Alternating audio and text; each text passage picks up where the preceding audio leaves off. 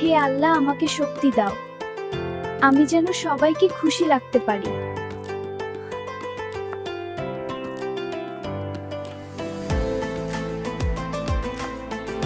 মাহিরা, বাসনগুলো ধুয়ে ফেলো আর ইফতারের জন্য বেগুনি বানাতে ভুলো না।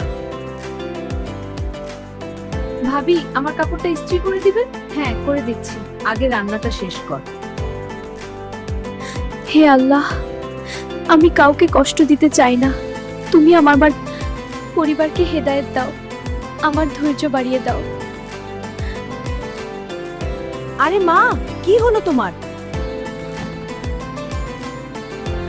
রমজান রহমতের মাস, তুমি কেন রোজাদারকে কষ্ট দিলে? মা, মাহিরা, আমি তোমার কাছে মাফ চাই। আমি বুঝিনি তুমি কত কষ্ট পাচ্ছিলে।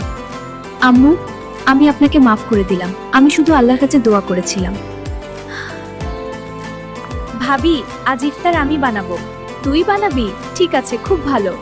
মাহিরা, আমিও ভুল করেছি, আজ থেকে আমরা সবাই মিলে কাজ করব। হ্যাঁ রায়হান। হে আল্লাহ, আমাদের ঘরে শান্তি দাও, আমাদের মধ্যে ভালোবাসা বাড়িয়ে দাও। আমিন। রমজান শুধু ক্ষুধা আর তৃষ্ণার নাম নয়, রমজান হলো সহানুভূতি আর একে অপরকে বোঝার মাস। যখন বান্দা ধৈর্য ধরে দোয়া করে, আল্লাহ তার ঘরেও হেদায়েত নাজিল করেন।